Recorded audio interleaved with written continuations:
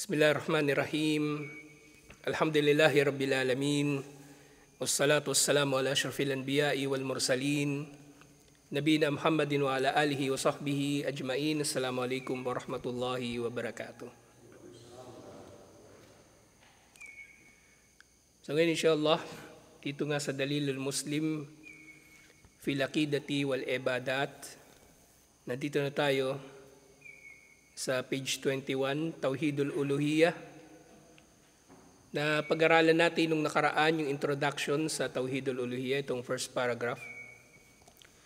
Ngayon inshallah yung ayah, ito ay nasa Suratul Nahl, chapter 16, verse 36.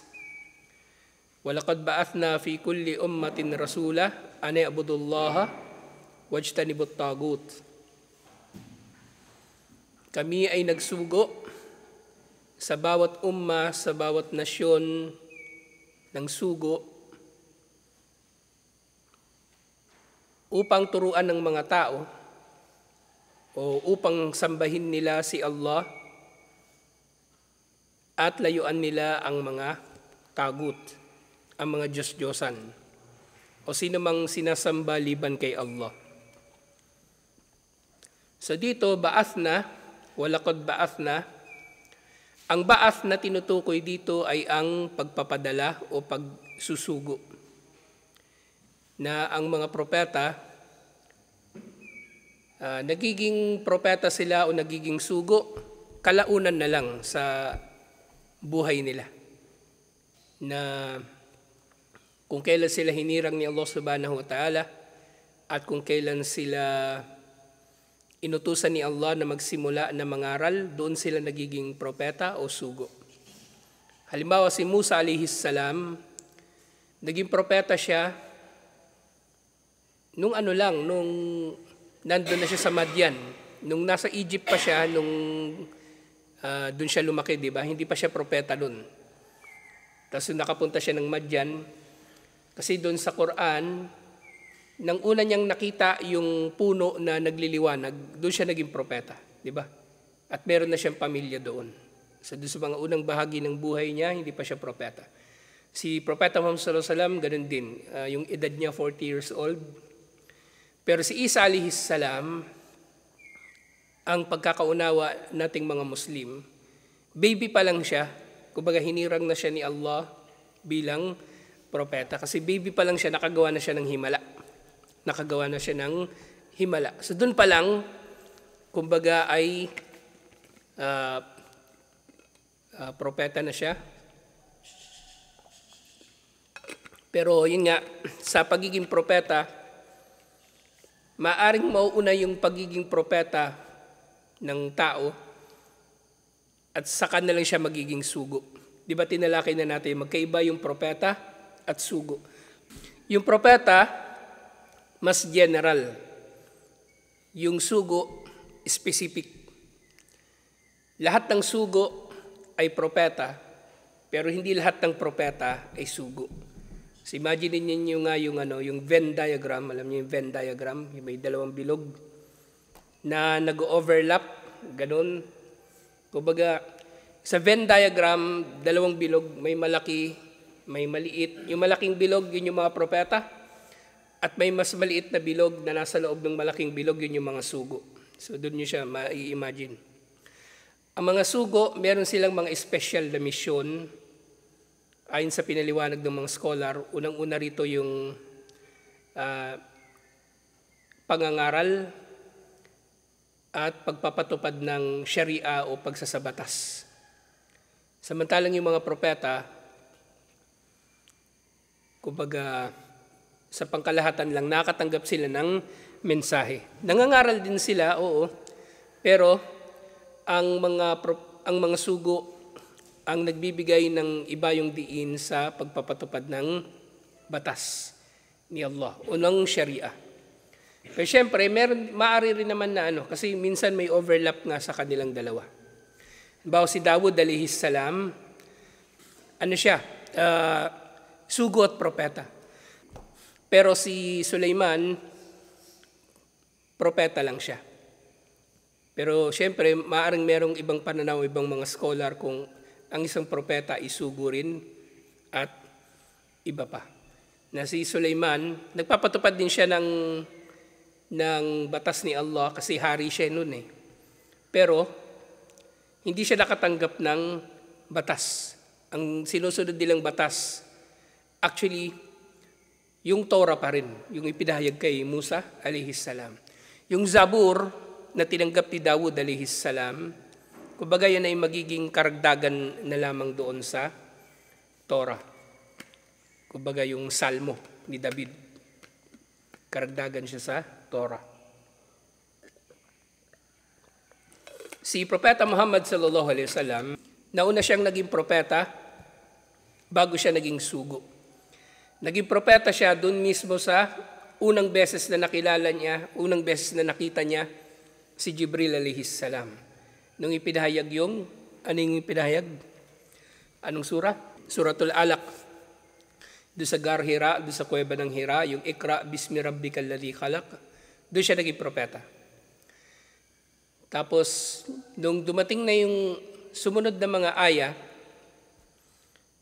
sinasabi ng mga scholar yung Suratul Muddathir, Ya ayyuhal muddathir kum fa'andir, o ikaw na nakatalokbong, humayo ka at mangaral. Ito ay nag-uutos sa kanya na maging propeta. Nag-uutos sa kanya na maging sugo na mangaral sa mga tao. May mga nagsasabi na ang Suratul Muddathir, mga ilang taon pa siya ipinahayag pagkatapos ng Suratul Alaq. May mga nagsasabi na yung Suratul Muddathir at Suratul Muzammil, kasi magkasing kahulugan yung dalawa, ipinahayag sila ng magkasunod. Pero either way, ang pagiging propeta ni Propeta Muhammad sallallahu alaihi wasallam ay nauna kaysa sa kanyang pagiging sugo. Naging propeta muna siya bago siya naging sugo. At ang pagkakasugo sa propeta o sugo ay tinatawag na be'tha. Ito nga, yung ba'ath na be'thatan. Yung pagkakasugo sa kanya o pagkakahirang bilang propeta. Fi kulli ummah, sa lahat ng umma, ibig sabihin sa lahat ng nasyon. Sa lahat ng nasyon. So, ibig sabihin, ang lahat ng mga nasyon ay pinadalhan ni Allah subhanahu wa ta'ala ng propeta o nakarating sa kanila ang mensahe, liban na lang sa mga nasyon na siyempre itinakda ni Allah na walang makakarating sa kanila na propeta. At ang nasyon na ito ay maaring maunawaan bilang nasyon na pangkalahatan. Hindi ito strictly tumutukoy sa, kumbaga, sa bansa. Halimbawa niyan, merong propeta ba na pinadala sa Pilipinas? So obviously wala tayong nalalaman na propeta na pinadala specifically sa Pilipinas o sa Amerika o sa Australia. Pero tinutukoy dito na umma. Maring ito ay umma na general na lahi o angkan ng mga tao. Halimbawa, mga Arabo. At katulad nung, halimbawa, yung iba pa mga propeta na ipinadala sa mga Arabo, sina Hud, sina Saleh, sina Shu'aib, at si Propeta Muhammad sallallahu alaihi wasallam. Tapos mga propeta na ipinadala sa mga Hebreo, sa mga, kumbaga, yung mga ninuno ng mga kasalukuyang Hudyo, mula kay Ibrahim alayhis salam. So syempre, sila ipinadala doon sa mga tao sa lugar na yon. At actually, si Ibrahim alayhis salam, nagdawa din siya sa mga Chaldeans, doon sa mga Babylonians. Kasi si Nimrod, isa siya doon sa mga emperor doon. At nakapagdawa din si Ibrahim alayhis salam sa Egypt.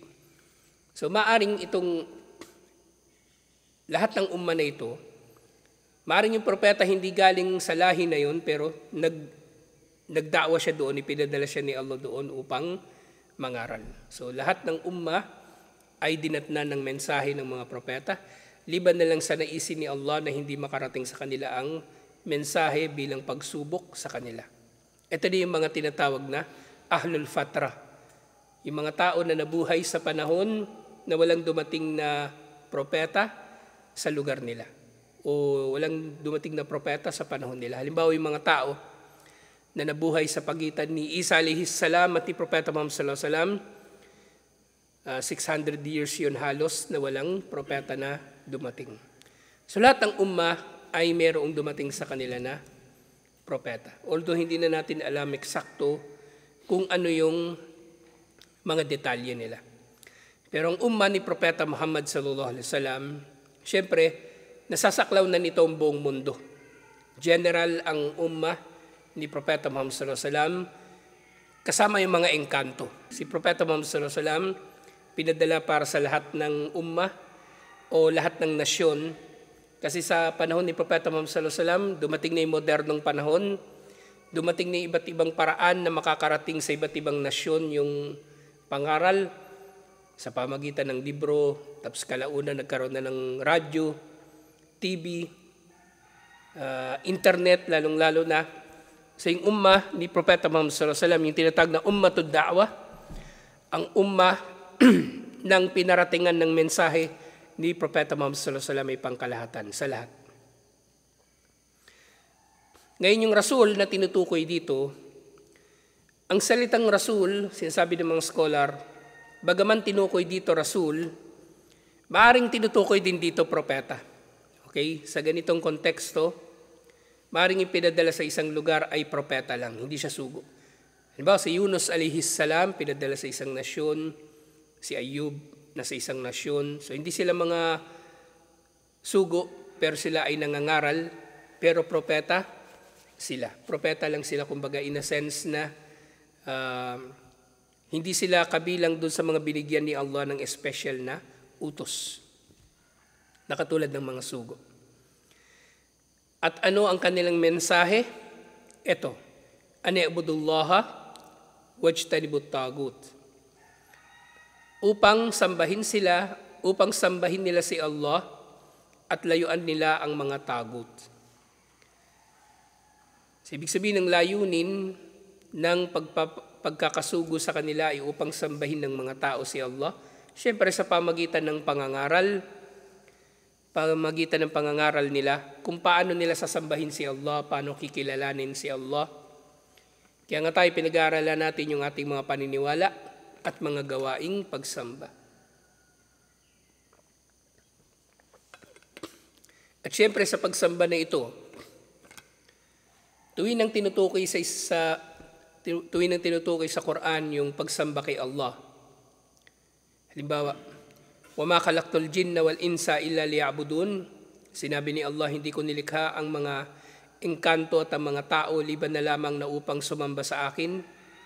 Ang pagsamba na ito, tuwing nang binabanggit sa Quran, pagsamba kay Allah, ito ay pagsamba kay Allah ng nag-iisa at walang katambal. Kasi hindi pwede na yung tao sasamba kay Allah tapos sumasamba siya sa iba pa.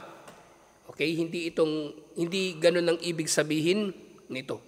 Ibig sabihin nito, sambahin mo si Allah ng nag-iisa at walang katambal. Hindi pwede na sasambahin mo si Allah tapos meron ka pang ibang sasambahin liban kay Allah.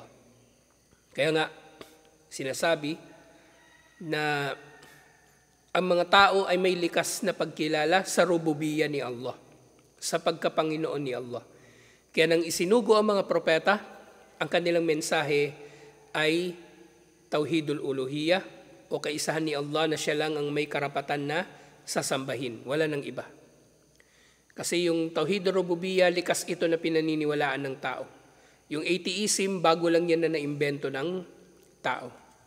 Lahat ng tao ng unang panahon ay naniniwala na mayroong Panginoon na tagapaglikha. Kung hindi man Panginoon ang tawag sa kinikilala nilang tagapaglikha, meron silang kinikilala talaga na tagapaglikha. Meron silang kinikilala na tagapaglikha. Halimbawa nga sa Hinduism, kinikilala nila si Brahma bilang tagapaglikha, si Vishnu bilang tagapamahala, at si Shiva bilang tagapagwasak. So ganun generally yung main na hati nung kanilang mga Diyos. Dumadami yung kanilang mga Diyos kasi sa Hinduism, ang bawat avatar o bawat incarnation ng kanilang mga Diyos, sinasamba din nila. Halimbawa, yung kanilang mga Diyos, si Krishna, halimbawa, sinasamba nila kasi ito ay si Vishnu na nagkatawang tao. Yung elepante, ganun din. Si Vishnu nagkatawang tao. Si Vishnu nagkatawang baka. Si Vishnu naging ganito, ganyan. Lahat yung hayop na yun na naging anyo ng kanilang Diyos, sinasamba nila o ginagawa nilang banal. Unggoy, daga, ahas. Kaya sa India, magtataka ka dun. Lahat na lang ng bagay may templo. Lahat ng hayop may templo. Kaya nga sa India, ang pangunahin nila talagang pinahalagahan yung baka. Pinahalagahan talaga nila yung baka. Kasi si Vishnu ay nagkatawang baka sa maraming pagkakataon doon sa kanilang mythology. Pero yun nga, meron silang iniuugnay na isa lang na Diyos o isa lang na Panginoon na tagapaglikha. Si Brahma. Na itong tatlo na ito, sabahan na lang kung titingnan natin, yung pagiging tagapaglikha ni Brahma, pagiging tagapamahala ni Vishnu, pagiging tagapamahala ni Shiva, lahat naman ito katangian ni Allah di ba? Lahat ito kapangyarihan ni Allah. Hinati-hati lang nila sa iba't ibang mga Diyos. Hinahati nila sa iba't ibang mga Diyos. Ganun din yung mga Katoliko actually. Pag mananalangin ka, may hilingin ka, gusto mong magkaanak, punta ka ng Obando. Takot ka sa aso, manalangin ka kay San Roque. Maglalakbay ka, manalangin ka kay St. Christopher o St. Anthony. Meron ng patron nga ngayon ng internet. Meron na. So lahat ng yun, kapag may kailangan ka, iba-ibang santo yung sasambahin mo. Parang gano'n. Iba-ibang santo yung sasambahin mo. So sa ganitong paraan, mauunawaan natin kung bakit may tauhid. Okay? So iba-ibang Diyos na yon na sinasamba ng mga tao, sa pamagitan ng tauhid, kinikilala natin na lahat ng kapangyarihan na yon sa isa lang kay Allah. At ang lahat ng karapatan na sa Kanya tayo hihiling ng mga bagay na yon, paggaling ng sakit, pagdating ng biyaya, pagkakaroon ng anak, lahat yon ay sa isa lang kay Allah. So ganun natin maiintindihan yung salitang tauhid. Kumbaga sa tauhid, ni-unify ang lahat ng kapangyarihan ni Allah, ang lahat ng karapatan ni Allah na siya lang ang sasambahin at dadasalan, at lahat ng katangian ni Allah, i-unify natin sa Kanya lang ng nag-iisa at walang katambal. So ito na yung sinasabi rito na, E'budullaha, sambahin ninyo si Allah. Sambahin si Allah ng nag-iisa at walang katambal. Wajtanibut tagut, at layuan ninyo ang mga Diyos-Diyosan. So dito, napakahalaga nung choice of words na ginamit ni Allah. Hindi dito sinabi ni Allah na huwag ninyong sambahin ng mga Diyos-Diyosan. Ang sinabi niya, layuan ninyo. Ibig sabihin, wala kayong dapat na kinalaman sa mga Diyos-Diyosan. Ibig sabihin, wala tayong kinalaman dapat sa pagsamba sa kanila. Wala tayong pagbati sa kanilang mga pagsamba. Babatiin natin sila. Merry Christmas. O makiki-Christmas party tayo. O makikikain tayo ng spaghetti. Sa Christmas party, sabihin nila, kumain ka kasi wala namang baboy yan. Mantika lang. So lahat yun bawal. Lahat yun ay bawal. O magbebenta ka ng paputok, gift wrapper na pang Pasko. So lahat yun ay pinagbabawal kasi ang shirk, ang pinagbawal sa mga Muslim tungkol sa shirk ay lahat ng may kinalaman dito. Hindi lang yung pagsamba sa krus o pagsamba sa rebulto ang pinagbawal. Lahat ng may kinalaman sa shirk ay bawal. Kaya nga sinabi dito, wajtanibut tagut. Layuan ninyo ang mga Diyos-Diyosan. Layuan ninyo ang mga Diyos-Diyosan. Ibig sabihin, wala talaga tayong dapat na kinalaman. Kaya ito yung problema minsan sa ibang mga Muslim. Ang akala nila, ang pag-iwas sa shirk ay ang pag-iwas o hindi pagsamba sa rebulto. Pero ang pag-iwas sa shirk, lahat. Kaya nga may makikita ka minsan Muslim, nagtitinda ng paputok. Muslim, magtitinda ng torotot. Muslim, may tinda na Christmas lights. Muslim, may tinda na Christmas tree. May tinda na gift wrap. Hindi nila tinitinda yung krus, hindi nila tinitinda yung Mama Mary, yung mga gano'n. Hindi nila tinitinda yun. Pero nagtitinda pa rin sila ng mga bagay na may kinalaman sa pagtatambal kay Allah. Kaya sila ay, kumbaga, lumalabag pa rin dito sa sinabi na ito ni Allah.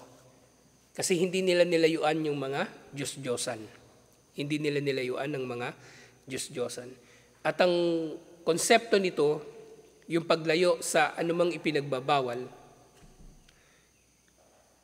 masasummarize ito dun sa pangkalahatang palinsipyo sa fiqh na kapag bawal ang isang bagay, ang mga kaparaanan patungo rito ay ipinagbabawal din.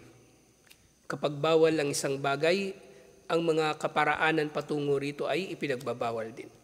So kung bawal sumamba kay Jesus, bawal ka rin mag-celebrate ng Pasko. Ganun yun. Actually, hindi lang dito sa akida applicable ito eh. Kahit sa fiqh halimbawa, yung aya, yung wala takrabuz zina, huwag kayong lalapit sa zina, huwag kayong lalapit sa pakikiapid. Hindi sinabi ni Allah na huwag kayong makiapid. Ang sinabi niya, huwag kayong makikiapid. Ibig sabihin nito, lahat ng paraan, lahat ng wasila patungo sa pakikiapid ay bawal. Ang pakikiapid technically, ito na yung pakikipagtalik ng hindi mag-asawa. Lalaki may asawa, babae may asawa, o kahit pareho silang binata at dalaga. Yun ay zina. O dalawang bading, yung lalaking isa bading, yung isa hindi, zina pa rin yun, kumbaga. Pero mas specifically tinatawag siyang liwat at mas matindi yung parusa ng death penalty. Kahit binata silang parehong bading, death penalty yun. Lahat ng wasila patungo doon ay haram. Ibig sabihin, bawal yung makipag-boyfriend, girlfriend. May girlfriend ka ba, Michael? Boyfriend. Mas wala. So, boyfriend, girlfriend, bawal. Bawal yung pakikipag-chat na kahit online lang, bawal yun. Kasi yung mag-uusap kayo na dalawa lang na wala kayong ibang kasama, bawal din. Katulad na babanggit sa hadith, ma yakhlu ar-rajulu bi imra'atin illa thalithuhuma ash-shaytan. Hindi raw naiiwan na magkasama ang isang lalaki at babae na wala silang ibang kasama, liban na lang na ang pangatlo sa kanila ay si Satanas. Kumbaga dalawang tao, isang lalaki, isang babae, magkasama sila sa isang kwarto na sila lang yung tao doon. Actually kahit wala silang relasyon o wala silang kumbaga intensyon na maging sila o ano paman, yun ay isang bagay na dapat pa ring iwasan ng tao dahil maaaring sa mga lugar na yun ay bubulungan sila ni Satanas ng mga pagnanasa at hindi na nila yun mapaglalabanan. Hindi na nila yun mapaglalabanan. Kahit hindi pa sila, kahit wala silang relasyon, magkaibigan lang, sabi nila, magkaibigan lang naman kami, o magpinsan naman kami, mga ganung bagay. Kaya okay lang magkasama sila sa isang kwarto. Hindi ganun. So yung mga bagay na yun ay ipinagbabawal pa rin dahil yung dulo nung bagay na yun ay haram, kaya yung mga wasila patungo sa bagay na yun ay haram din. Ipinagbabawal din. So kaya yun ang dahilan kung bakit ang tinukoy dito ay ijtinabut tagut o ijtanibut tagut. Layuan ninyo ang mga Diyos-Diyosan. Katulad doon sa kahulugan ng Islam.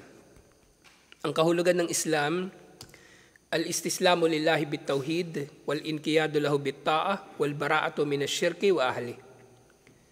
Ang Islam, pagsuko kay Allah sa pamagitan ng kanyang tauhid, inqiyadu lahu bit-ta'ah, pagtalima sa kanya sa pamagitan ng pagsunod. Pagtalima, ibig sabihin pagpapasakop. Kumbaga yung walang tanong-tanong na pagsunod. Yun yung pagtalima na tinutukoy. Yung pag inutusan ka, susunod ka kagad.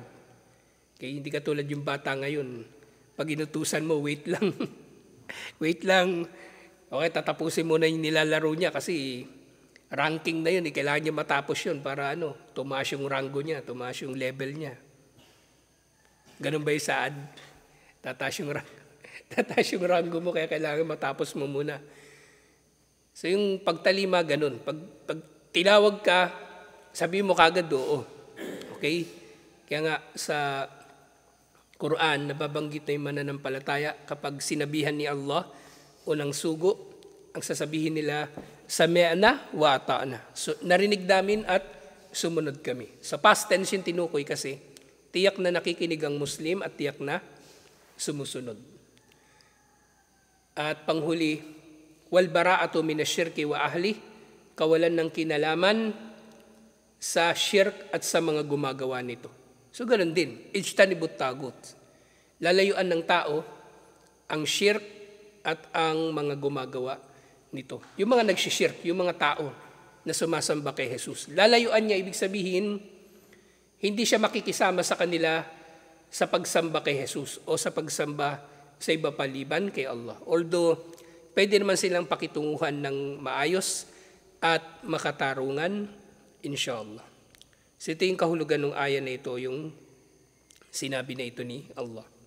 Sa sumunod sinabi, at ito rin ang uri ng tauhid na tinanggihan ng mga musyrikun sa panahon ni Propeta Muhammad sallallahu alaihi wasallam, samantalang tinatanggap nila ang tauhidur rububiyyah. So ito na nga yung sinabi ko kanina. Ang tao likas na kumikilala sa tauhidur rububiyyah, pero yun nga, dahil nag-imbento sila ng mga iba pang sasambahin liban kay Allah,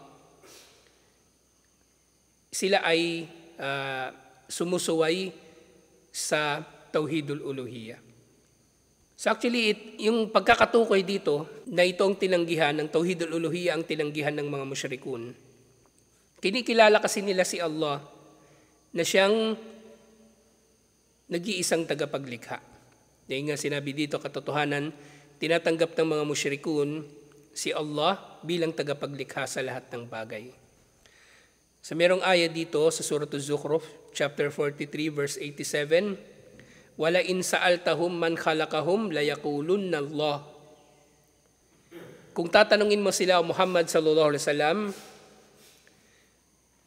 kung tatanungin mo sila na mga musyrikun, sila na sumasamba sa iba paliban kay Allah, kung sino ang lumikha sa kanila, kung tatanungin mo sila kung sino ang lumikha sa kanila, layaqulunna Allah.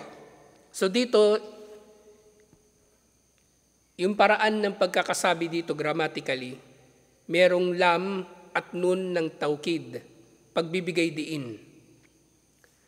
Kaya yung translation dito, sinabi dito sa translation, walang pag-aalinlangan, kumbaga, walang pag-aalinlangan, siguradong sasabihin nila o siguradong sasabihin nila. Katulad doon sa wala tamutun na. Kumbaga may taukid doon pagbibigay diin. Lam sa umpisa at nun sa dulo. La yaqulunna Allah, sigurado sasabihin nila si Allah ang tagapaglikha. Si Allah ang lumikha sa kanila. Kaya fa'anna yu'fakun, kaya paanong sila ay nalilinlang, paanong sila ay tumatalikod sa pagsamba kay Allah. Samantalang alam naman nila na si Allah pala ang lumikha sa kanila. Alam nila. Pero bakit sa iba sila sumasamba? Kasi nga ang tauhidul uluhiyah, ito ang natural na resulta ng tauhidur rububiyyah. Si Allah ang tagapaglikha, edi sa kanya ka sumamba. Sa kanya ka humiling na magkaroon ka ng anak. Si Allah ang nagtutustos, di sa kanya ka humiling ng biyaya. Si Allah ang nagpapatawad ng kasalanan, sa kanya ka humingi ng tawad sa iyong kasalanan. Pero nga, yung tao, gumagawa sila ng ibang Diyos liban kay Allah. Merong naging isang psychological experiment. Ito ito yung naging parang isa sa mga theory ng mga psychologists kung paanong nabubuo sa tao yung superstition, yung paniniwala sa mga pamahiin. Di ba yung mga pamahiin, halimbawa may nalaglag na kutsara, Paniniwalaan mo may darating bisita, lalaki. Babae pag kutsara.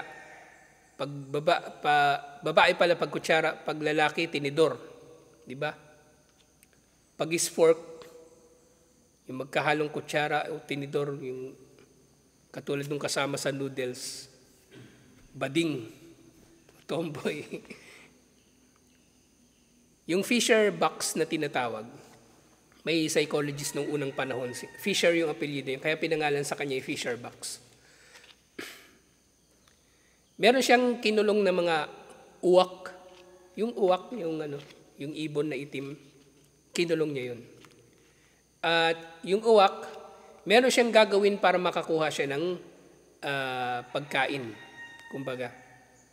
Pero actually, yung pagkain na yun lumalabas sa interval lang ng panahon. Diba? Kada minuto may lalabas na pagkain. Pero ang gagawin ng uwak, kung ano yung una niyang ginawa, na nagkataon na kasabay nito lumabas yung pagkain, paniniwalaan na niya na yun ang dahilan kung bakit lumabas yung pagkain. Naintindihan niyo? Bawa yung uwak, akala niya, nung ginalaw niya yung buntot niya, may lumabas na pagkain. Sa mga susunod na panahon, inaasahan na niya na kapag gagalaw niya yung buntot niya, may lalabas na pagkain. Kaya lagi niyang ginagalaw ngayon yung buntot niya. So ganun yung mga nangyayari sa pamahiin. Maaring yung pamahiin, may nalaglagan ng kutsara, tapos may dumating na bisita na babae. Kaya iniugnay niya na yun doon. Kahit sa mga ordinaryong tao, halimbawa, meron kang t-shirt, paborito mong t-shirt, naging paborito mo. Kasi nung suot-suot mo yun, may magagandang bagay na nangyayari sa buhay mo. Suot mo yung t-shirt mong green, nakapulot ka ng pera. Suot mo yung t-shirt mong green, sinagot ka nung nililigawan mo. Suot mo yung green na naligtas ka sa disgrasya. Hanggang sa iniugnay mo na doon sa suot mo na yun yung mga bagay-bagay na dapat na iniugnay mo kay Allah. So yun yung isa minsan sa mga nagiging pinanggagalingan ng superstition na bandang huli nagiging pinanggagalingan ng religion, ng paniniwala. Kaya nga, may namimiloso pa minsan pag magdadaawa kayo. May naitanong sa amin ito minsan Sabi nung tao, sabi niyo si Allah lang sasambahin, matutupad yung dasal. Bakit yung sumasamba sa puno, natutupad din naman yung gusto niya, yung dasal niya? Kasi nga, nung nagdasal siya sa puno, nagkataon na yung ibibigay sa kanya ni Allah na biyaya, dumating sa panahon na yun, matapos siyang nagdasal sa puno. Hindi porke nagdasal muna siya sa puno, tapos dumating yung biyaya, ay nanggaling nga sa puno yung kanyang biyaya. Okay? Kaya nga sa logic, yung pag-aaral ng, kumbaga, kung paano dapat nag-iisip yung tao. Ang pangyayari na nauna ay hindi agad-agad nangangahulugan na siya yung dahilan ng sumunod na mga bagay. Okay? So hindi porke nanalangin yung tao sa puno, tapos may dumating sa kanyang biyaya, galing sa puno yung biyaya na yun. Ngayon yung Fisher experiment, balikan natin doon sa tao. Kasi di ba kanina hayop, baka isipin ng tao, hayop naman yun uwak. Matalino yung uwak, kaya siguro naisip niya yun. Sinubukan nila yung Fisher experiment sa tao. May nilagay silang tao sa loob ng box, as in box talaga na wala siyang kahit anong bagay doon. Liban na lang sa may isang pindutan at iba pang mga random lang na bagay. Kada minuto, may nilalabas silang pera. Ngayon yung tao na nandun sa loob, yun nga, kung ano yung inakala niya na naging dahilan ng paglabas ng pera, lagi na lang din niyang ginagawa yun. Minsan kapag naiinip siya na walang lumalabas na pera, nang ginawa niya yung bagay na ginawa niya kanina nung lumabas yung pera, nag-iimbento siya ng ibang gagawin na iniisip niyang dahilan ng paglabas ng pera. Nung ginawa nila yung Fisher experiment sa tao, yung isa akala niya pag kumembot siya, may pera na lalabas, kaya kembot siya ng kembot. Naiinip na siya, ang tagal ng walang lumalabas. Nag-imbento siya ng ibang gagawin para lumabas yung pera. May lumabas nga, kasi nga kada minuto may lumalabas na pera. Yung ginagawa niya nang lumabas yung pangalawang pera sa paglipas ng 1 minuto, yun naman yung paulit-ulit na naman niyang ginagawa. Hanggang sa marami na siyang ibang ginawa na pinaniwalaan niya na akala niya pinanggagalingan ng pera. Pero nga tayo, alhamdulillah, hindi tayo naniniwala sa mga pamahiin. Hindi tayo naniniwala sa mga pamahiin. At yung Fisher experiment, mula nung napanood ko yun, talagang na naniniwala ako sa pagiging tama ng Islam. Kasi yung mga paniniwala ng mga tao sa mga pamahiin, kumbaga, katang-isip lang din nila yun. Walang idudulot ang anumang bagay ng mabuti o masama. Lahat ng ito ay nasa pagtatakda ni Allah. So itutuloy natin ito next week, inshallah. Assalamualaikum warahmatullahi wabarakatuh.